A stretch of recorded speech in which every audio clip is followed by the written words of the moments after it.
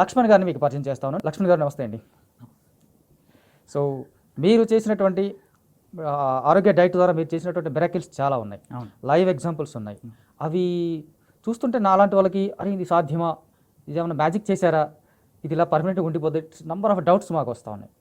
So అవి మీరు అద్భుతాలు ఎలా చేశారనే దానికంటే ముందు ఈ పహల్గామ్కి సంబంధించినటువంటి ఒక పాట ఉంది కదా, మీరు చేసిన ఒక అద్భుతమైన పాట, ఆ పాట గురించి మాట్లాడదాం. అంటే మీరు ఈ ప్రొఫెషన్లో ఉంటూ మ్యాక్సిమం ఇలాంటి వాళ్ళ డాక్టర్లు లేదా ఈ కైండ్ ఆఫ్ ప్రొఫెషన్ ఉన్న వాళ్ళు ఎవరికి అలాంటి పని చేయాలని ఒక ఆలోచన వస్తా లేదా తెలియదు, వచ్చినా దాన్ని ఇంప్లిమెంట్ చేస్తారా లేదా కొట్టుకాడు, కానీ మీరు ఆలోచన రావడమే తరువాయి ఇమీడియట్గా అద్భుతంగా చేశారు. నిజానికి దాని క్వాలిటీ చూస్తే ఒక సీనియర్ డైరెక్టర్ చేసినట్టుగా ఉంది. సో ఆ పాట గురించి ఒకసారి మాట్లాడదాం.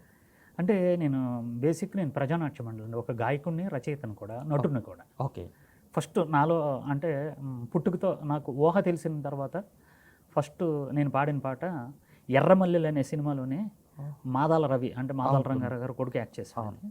నాంపల్లి స్టేషన్ గడే రాజాలింగం అనే పాట నాకు బీజం. అప్పటి నుంచే కొన్ని వందల పాటలు మీరు పాడారు. ఆ పాట లేదండి, అది శైలజ గారు పాడారు. బయట మీరు స్టేజ్ల మీద కొన్ని వందల ప్రదర్శనలో నేను డ్యాన్స్ వేసి నేనే పాడి అలాగా. ఇది ఒకసారి కొత్తగా ఉంది కొంచెం. శైలజ గారి పాటని మీరు ముందే పాడి చిన్నప్పుడు ఆవిడ పాడింది సినిమాలో. అప్పుడు గ్రామ్ ఫోన్ రికార్డులు అండి అప్పుడు. ఆ పాట నేను ఆ పాట నాన్నగారు వాళ్ళందరూ కూడా తీసుకొచ్చి అప్పుడు గ్రామ్ ఫోన్లు అండి విజయవాడ నుంచి మా తాడవిలు కూడా అనమాట. ఈ పాటలు అంటే ఎర్ర పాటలన్నీ కూడా మా నాన్నగారు తీసుకొచ్చి అప్పుడు నాకు వినిపించేవారు అనమాట. అవన్నీ నేర్చుకొని నేను ప్రదర్శనలో నేను పాడే ఉన్నాను అనమాట. సో మీరు బేసిక్గా సింగర్ కూడా, అది మంచి సింగరు చెప్పేశారు మీరు ఆల్రెడీ. సో ఆ పాటతో ఒకసారి స్టార్ట్ చేద్దామా? ఏ పాట అండి? మీరు అన్న ఎర్రమల్లెల పాట. నాంపల్లి స్టేషన్. అవునండి. ఒకసారి తిందామంటే తిండి లేదు, ఉందామంటే ఇల్లే లేదు, చేద్దామంటే కలువు లేదు, పోదామంటే నిలవు లేదు,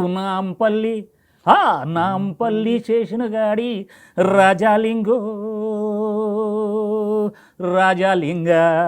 రామరాజ్యం తీరుచూడు శివ శంభులింగ అలింగ రామరాజ్యం తీరుచూడు శివ శంభులింగ.